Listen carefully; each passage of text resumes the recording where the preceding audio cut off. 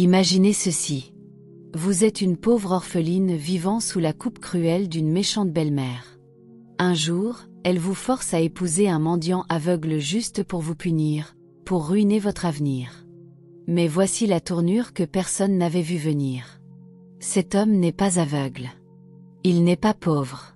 C'est un milliardaire secret qui prétend être aveugle pour tester le cœur des femmes. Ce qui se passe ensuite vous laissera sans voix.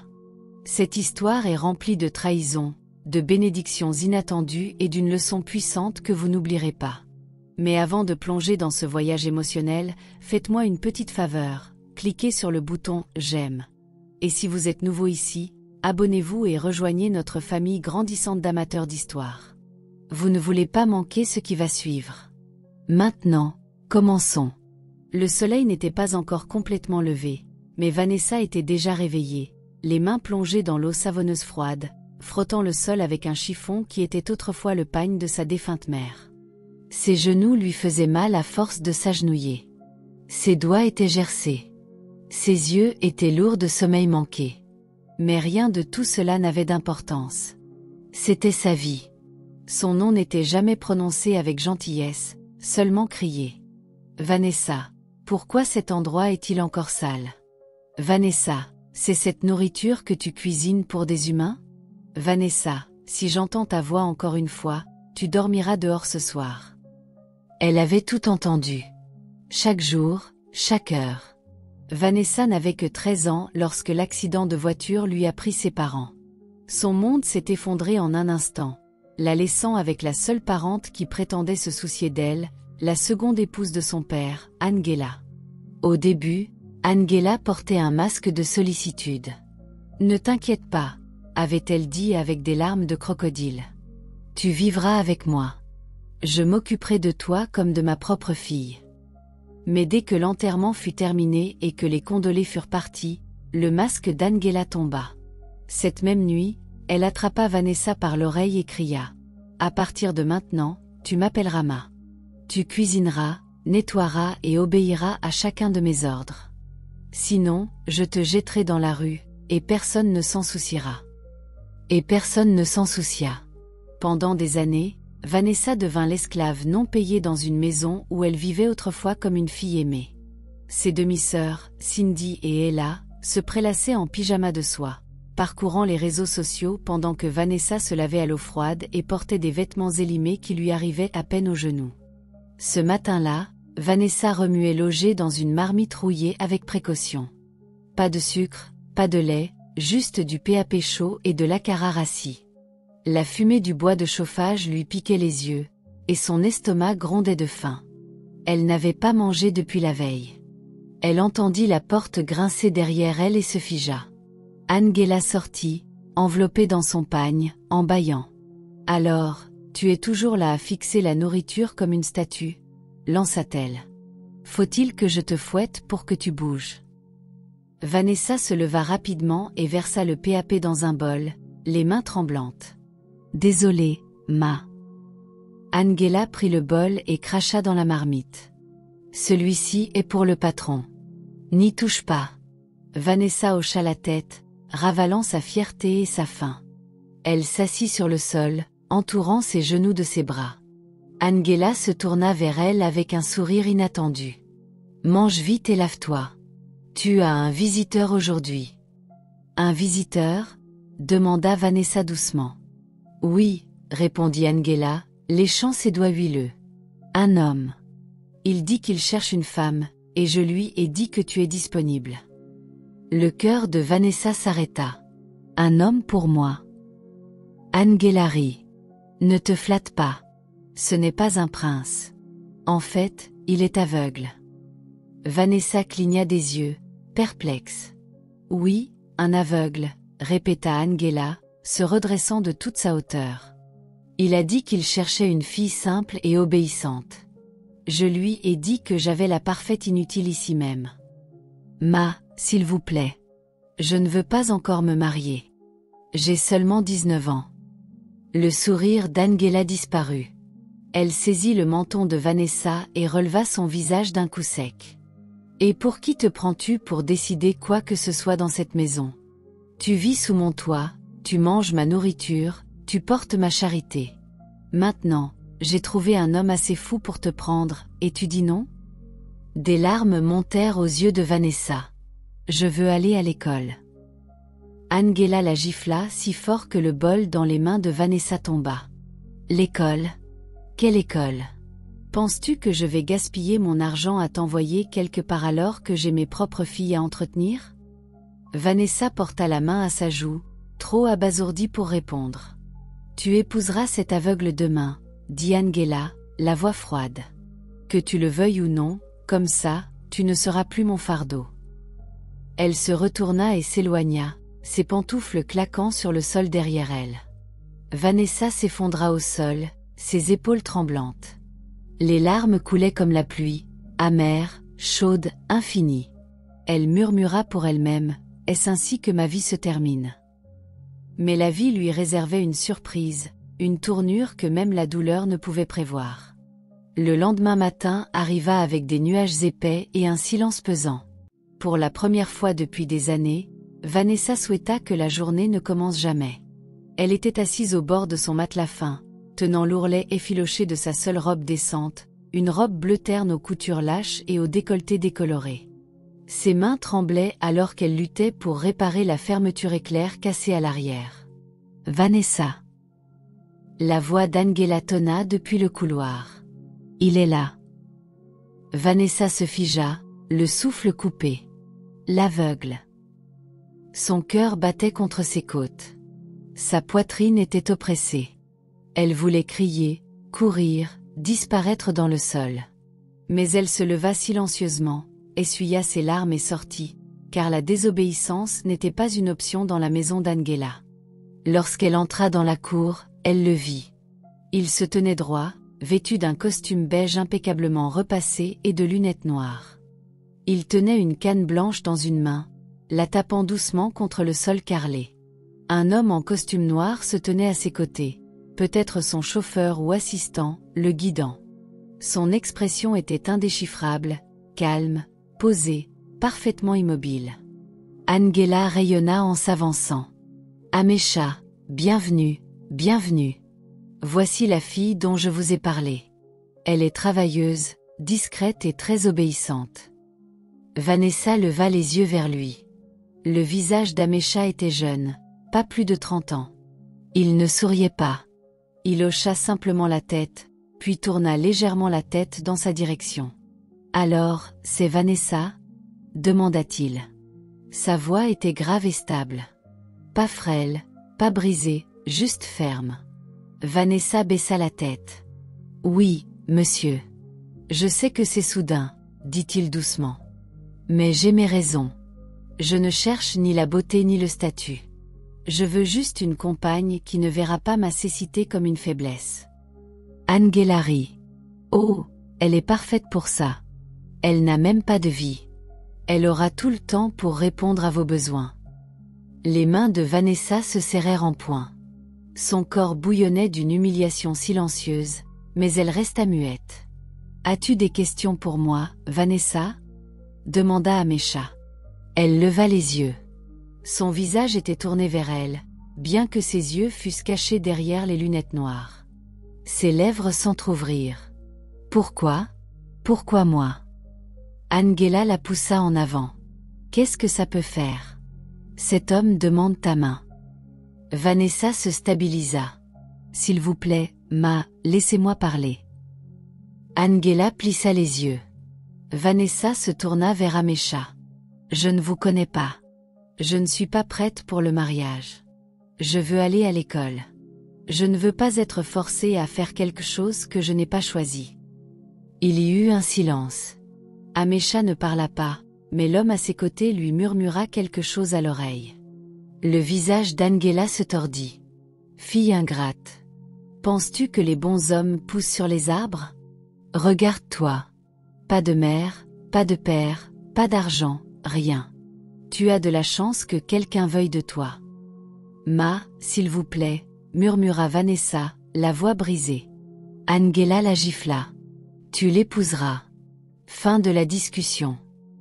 L'assistant tendit une enveloppe blanche à Angela. Elle l'ouvrit, et ses yeux s'illuminèrent, des liasses épaisses d'argent. Son visage s'adoucit instantanément. Commençons les préparatifs. Le mariage aura lieu demain.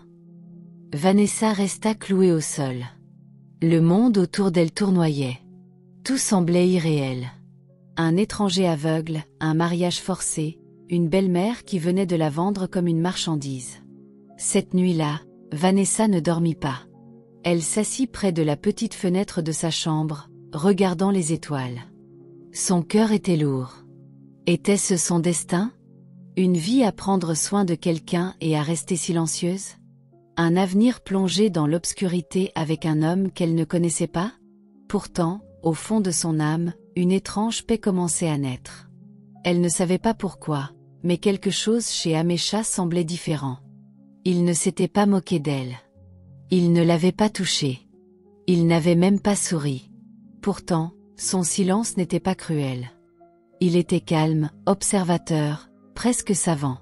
Le lendemain matin, lors d'une cérémonie précipitée et sans joie sous le toit de zinc fuyant d'Angela, Vanessa devint l'épouse d'Amécha. Pas de musique, pas d'amis, juste une belle-mère comptant l'argent dans un coin et des voisins murmurant derrière leurs bras croisés. Quand Vanessa monta dans la Jeep noire qui l'emmènerait vers une nouvelle vie étrange, elle ne pleura pas. Elle ne regarda qu'une fois en arrière vers la maison qui lui avait donné des cicatrices mais aucun amour. Puis elle se tourna vers l'avant et, sans le savoir, roula vers son destin. La voiture roula en silence pendant les 10 premières minutes. Vanessa était assise raide à l'arrière à côté d'Amécha, les mains crispées sur ses genoux. La nouvelle bague de mariage à son doigt semblait plus une chaîne qu'un symbole d'amour. L'assistant d'Amécha, Oena, était assis à l'avant, jetant parfois un coup d'œil vers eux dans le rétroviseur. La voiture était impeccable, les sièges en cuir frais et parfumés. Tout semblait cher, trop cher pour un homme qu'Angela prétendait être pauvre et aveugle. Vanessa ne pouvait s'empêcher de remarquer le luxe du véhicule. L'écran lumineux sur le tableau de bord, le doux ronronnement de la climatisation, la fluidité de la conduite. Ce n'était pas la voiture d'un homme aveugle et en difficulté. « Où allons-nous » demanda-t-elle doucement.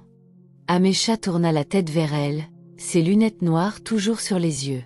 « À la maison » répondit-il simplement. Vanessa déglutit. « Où est la maison ?»« Tu verras bien assez tôt » répondit-il, la voix calme. Mais il y avait quelque chose derrière ces mots, un mystère discret. La voiture quitta les rues animées et s'engagea sur une route isolée bordée de grands arbres et de lampadaires modernes. Le paysage changea. Plus de bruit. Plus de nids de poules, plus de vendeurs ambulants criant « eau pure ou gala ». Elle regarda par la fenêtre, perplexe. Les maisons devenaient plus grandioses. Des compounds clôturés de blanc, des portails de sécurité, des jardins paysagers. C'étaient des manoirs. Certains avaient des fontaines. D'autres avaient de longues allées et des piscines. C'était là que vivaient les riches. Quelque chose ne collait pas. « Déposons-nous quelqu'un » demanda-t-elle prudemment. « Non » répondit Amécha. « C'est notre destination. » Puis la voiture fit un dernier virage et s'arrêta devant un portail noir et doré, bien plus grand que tout ce qu'elle avait vu. Sur le portail, de grandes initiales étaient gravées dans le métal, EM. Le souffle de Vanessa se bloqua. Son cœur se mit à battre. Un gardien de sécurité s'approcha, tapa un code, et le portail s'ouvrit lentement. Ce qui se trouvait au-delà fit tomber sa mâchoire. Le domaine était immense. Des pelouses s'étendaient de chaque côté, une fontaine avec des têtes de lions en marbre crachant de l'eau, des fleurs exotiques alignées comme une royauté accueillant une reine. Au bout de la longue allée pavée se dressait un manoir qui semblait sorti d'un rêve. Il avait des colonnes, des balcons et des fenêtres si grandes qu'elle pouvait voir les rideaux flotter de l'extérieur. Elle se tourna vers Amécha, abasourdie. « Je pensais que vous aviez dit que vous étiez aveugle. » Il sourit légèrement, mais ne répondit pas. La voiture avança jusqu'à s'arrêter directement devant l'entrée. 2 gardes en uniforme ouvrirent les portes. Un autre homme se précipita pour ouvrir le côté de Vanessa. Lorsqu'elle sortit, ses sandales poussiéreuses touchèrent un sol carrelé propre. Sa tête tournait. Une femme en tablier sortit du manoir, fit une révérence et dit « Bienvenue, madame. » « Madame, » murmura Vanessa. Ils entrèrent par les grandes doubles portes dans un salon qui pouvait rivaliser avec un hôtel 5 étoiles. Des lustres en cristal, des canapés en velours, des tables en verre, un escalier en colimaçon. Il y avait des peintures sur les murs, des vraies, pas des reproductions. Une odeur de vanille et de lavande emplissait l'air. Elle se tenait au milieu, figée. Ses jambes tremblaient. « Est-ce votre maison ?» demanda-t-elle, la voix tremblante. Amécha tendit la main vers ses lunettes et les retira lentement. Pour la première fois, Vanessa vit ses yeux, brun clair, nets, concentrés, voyants. Il sourit. « Oui, » dit-il. « Je ne suis pas aveugle. » Les genoux de Vanessa fléchirent. Elle trébucha en arrière dans un fauteuil, haletante. « Vous pouvez voir ? » « Je vois très bien, » dit-il. « Et oui, c'est ma maison. » Je ne comprends pas. Je marchais vers elle, calme et stable. J'ai prétendu être aveugle pour tester les cœurs. Dans un monde rempli de gens qui aiment la richesse plus que les personnes, je devais savoir qui me traiterait encore avec décence s'ils pensaient que je n'avais rien. Des larmes coulèrent des yeux de Vanessa. « Alors pourquoi moi ? Vous ne m'avez jamais souri. Vous ne m'avez jamais flatté. Vous n'avez pas feint la gentillesse. Vous m'avez simplement regardé, honnête, et vous avez quand même accepté de venir avec moi. Même dans votre détresse, vous aviez de la dignité. Cela m'a tout dit. » Vanessa couvrit son visage, submergée. Ce n'était pas un cauchemar. C'était un miracle.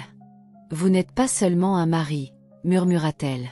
« Vous êtes un milliardaire. » Amécha Maduka, dit-il, lui tendant la main. Propriétaire de Muka Holdings. Mais ici, je suis simplement votre mari, et vous êtes ma bénédiction. Vanessa prit sa main, encore tremblante. Pour la première fois depuis des années, quelqu'un la voyait. Vraiment la voyait. Pas comme un fardeau, pas comme une erreur, mais comme une femme digne d'amour. 3 jours s'étaient écoulés depuis le mariage, et Angela fêtait encore. Elle sirotait du malt dans sa chaise en plastique sous le manguier et se vantait auprès de chaque voisin qui passait. « Au moins, j'ai fait ma part. Cet aveugle va la remettre à sa place. » Tous ses rêves secrets d'aller à l'école. Fini. Ses filles, Cindy et Ella, se vernissaient les ongles à côté d'elle, riant. « Maman, tu imagines Vanessa le nourrir, nettoyer ses excréments et le laver ?» gloussa Cindy. « Elle le mérite, » ajouta Ella, soufflant sur ses ongles, toujours en prétendant être convenable. Angela sourit méchamment. « Qu'elle souffre un peu. J'aurais pu la jeter dehors il y a longtemps, mais je l'ai laissée rester. Maintenant, elle est mariée et hors de ma vie.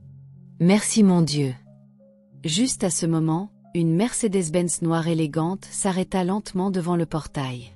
Tout le monde s'arrêta. Ce n'était pas le genre de voiture qui entrait dans leur quartier. La porte s'ouvrit, et un homme habillé d'un costume noir impeccable en sortit. Il portait une enveloppe dorée et marcha directement vers Angela. « Bonjour, madame », dit-il avec une légère révérence. « Livraison spéciale de M et madame Maduka. » Angela cligna des yeux. « Maduka ? Qui est-ce ? » « Votre fille et son mari, » répondit-il. « Vanessa et le chef Amécha Maduka. » Angela se leva, confuse. « Attendez, chef. » Il lui tendit l'enveloppe et s'éloigna sans un mot de plus. La Mercedes redémarra et glissa le long de la route poussiéreuse. Angela ouvrit l'enveloppe, et le monde autour d'elle s'arrêta. À l'intérieur se trouvait une carte d'invitation brillante, épaisse et luxueuse.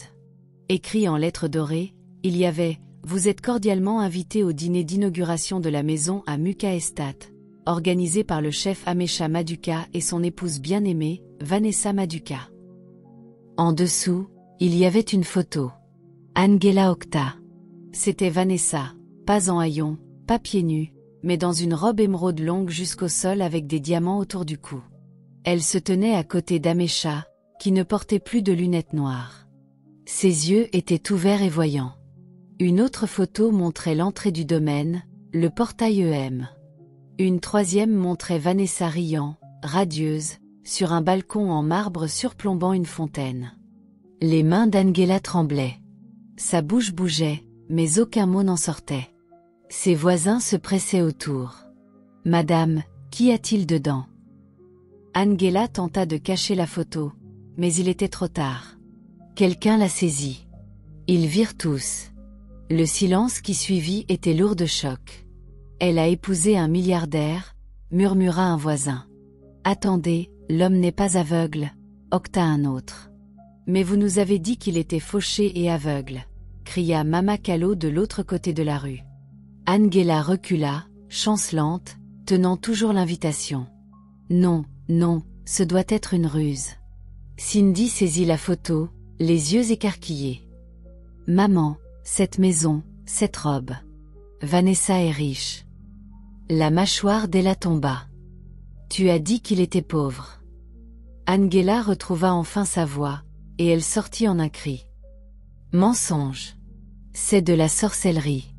Elle a dû l'envoûter. » Tout le quartier éclata en murmures et rires moqueurs. « C'est le karma », cria quelqu'un. « Cette fille a souffert dans votre maison comme une esclave. Elle n'a même jamais mangé 3 fois par jour, dit une autre femme. Maintenant, regardez ce que Dieu a fait pour elle. » Angela tomba à genoux, gémissant et déchirant son pagne.